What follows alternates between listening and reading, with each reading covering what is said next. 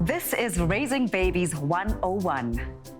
On today's show, it's all about emotions in nature versus nurture.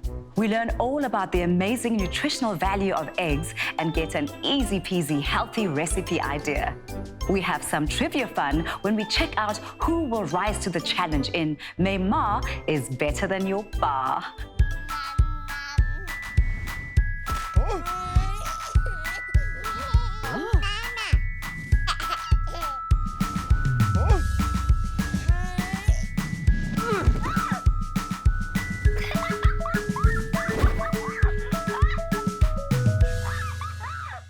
Dumelang baratuwa le batswadi ko gae. Thank you for joining me for another episode of Raising Babies 101, the Toddlers Edition. Ke thabile jwang ka jeno hore re tlo kgona ho re tsamaye mo leetong la rona re ithute ka bana, re ithute le ho ba batswadi. We're going to have some valuable lessons today and information about parenting, and of course, re tlo ithabisa. We're going to have some fun. I have got exciting news for all of you at home. You stand the chance to win a 200 Rand shopping voucher at an exclusive baby retailer. Just answer the following easy question. How important is it for a parent to control their emotions? During the show. Post your answers on our Facebook page and you could be a winner. The feelings, the emotions and their inherent nature to express themselves through different emotions. Now, to help us to explore this complex topic, please join me in welcoming to studio educational psychologist Andrea Jacobs. Welcome, Andrea. Thank you so much for joining us. It's a pleasure. So, Andrea, what are the specific things that generally provoke emotion, especially in toddlers at this age? So we're looking at things that are going to bring self-conscious emotions. So anything that's going to bring on shame, anything that's going to bring on feelings of guilt, frustration, empathy, sharing with others, doing something embarrassing, weeing in your pants, something like that, yeah. And would you say that toddlers are a lot more emotionally expressive because they're still developing linguistically? They're not quite there yet. Definitely. And it's also at this stage that they are beginning to learn all about their emotions. So it's at this point that they're experimenting with all these new little feelings and emotions that are bubbling up inside of them, yeah. And would you say that children react differently and express their emotions differently when they are with a parent or someone they know and are comfortable with versus a stranger or someone they're not used to? I think any mom can attest to this, that your little one is always worse when you're around, and this is because you are their safe place. So when they are with caregivers, it's easier for them to have that full range of emotion compared to when they're with unfamiliar people, yeah. Correct. Well, I am very interested to see how let's see how they're going to react. Let's take a look.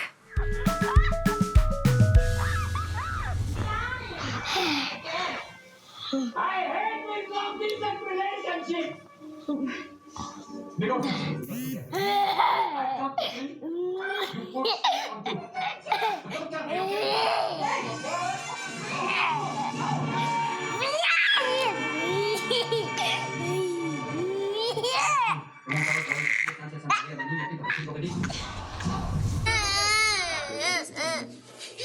What happened? Oh, you want this better?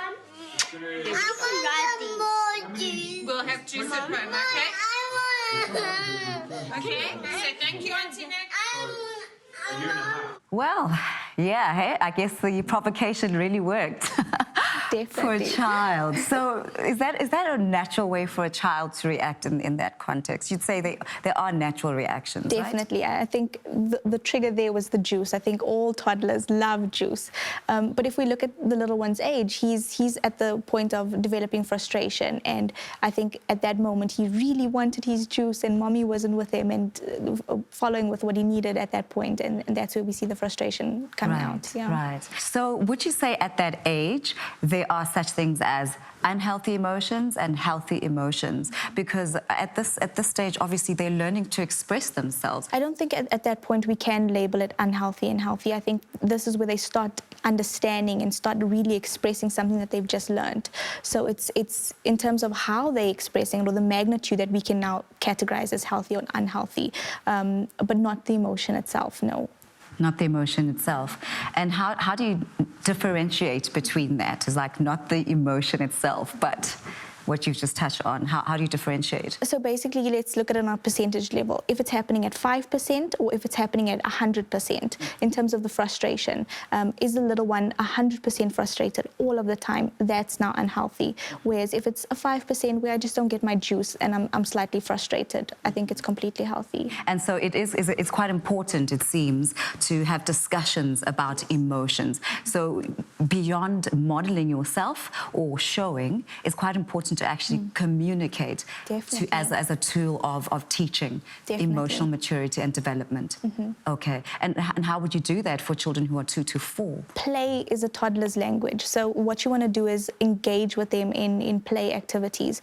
And this is where they get to experience or experiment with certain things. And this is where then you label or reflect certain emotions. This little doll hit this one and he's feeling sad, or feeling very happy because his little friend came to visit, or whatever the case is. Right, yeah. Right. No, there's so much to talk about in this area, because you've touched on this issue of the tools and the way in which we can help ourselves and children to communicate about emotions. And at this stage, it's definitely play. I can't wait to hear more about it. Of course, you're staying with me and you'll talk further about it after the break. We forget how many different emotions we feel on a daily basis. We have emotions. We need to teach our children the correct way of not only controlling their emotions, but also expressing them in a healthy way. After the ad break, we continue exploring and, of course, talking about controlling our emotions when it comes to our children. Stay tuned.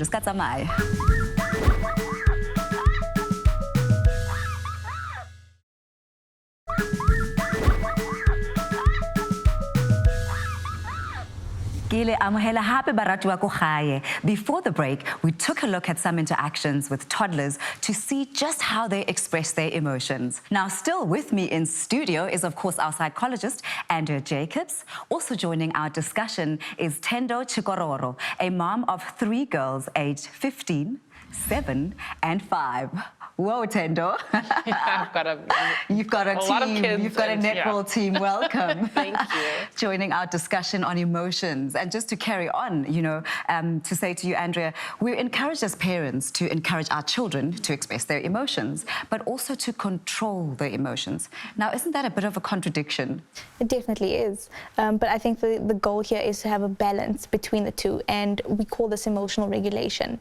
Obviously, we want our kids to be able to express themselves, but we want them to be able to do so in a socially or appropriate manner. So how we do that is when we see something, we do something. So as a parent, the best thing that you can do is model this behavior for your child.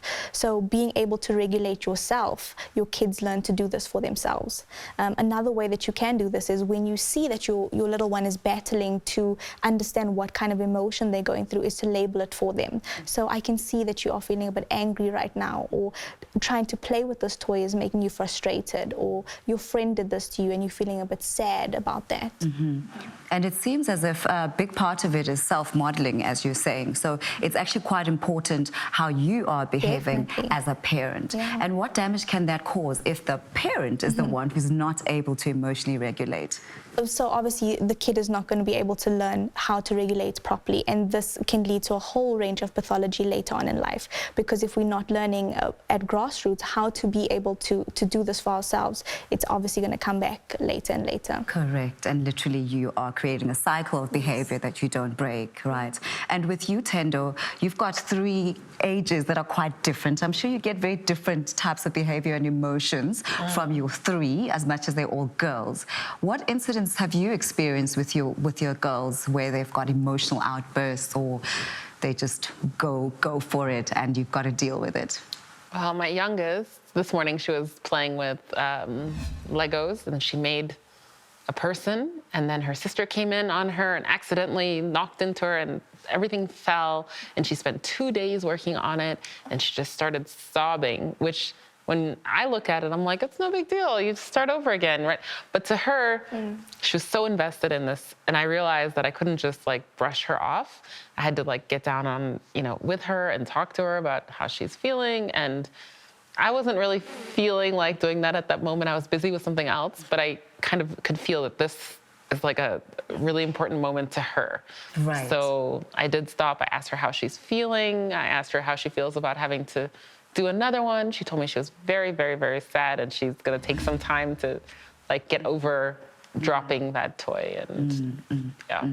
And it's so interesting also because we're grown up, we're in a society where we expect different emotional behavior from a boy or a girl, Emotions are apparently like, gender specific, right? So you've got girls, of course you don't have a boy. And would you say that we are still living in a society where we say boys don't cry, boys shouldn't show their emotion? And is that okay? Or I think society will still have their opinions, but I think we are moving towards a broader understanding of emotions and how to express emotions. I think people are more open to non-gender specific emotions, as you put it. Yeah.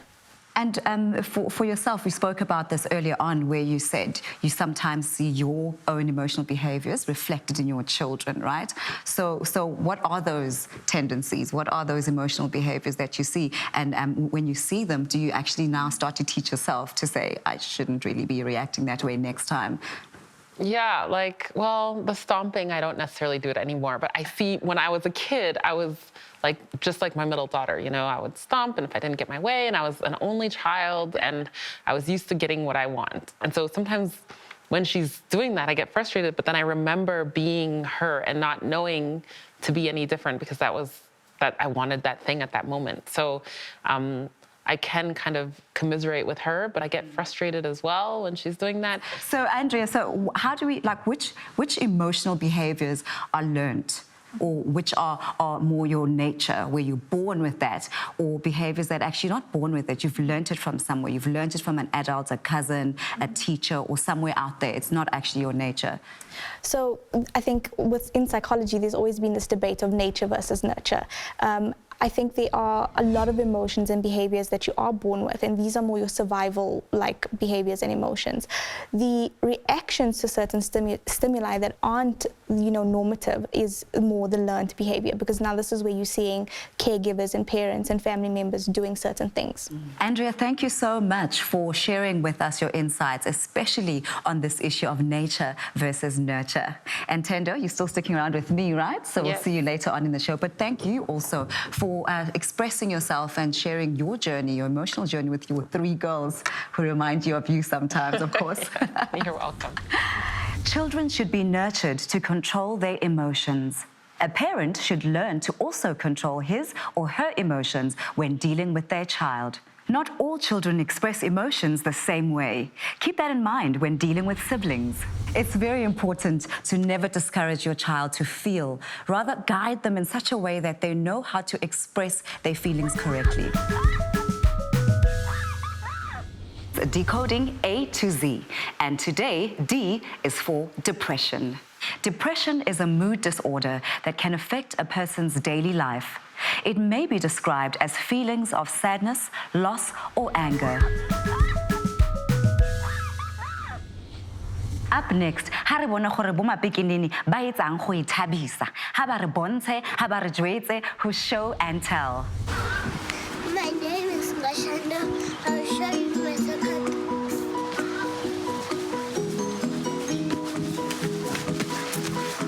Ah, man. Yay! Daddy, give me the medal. This is my coach. I remember my soccer ball when I'm scoring. Okay.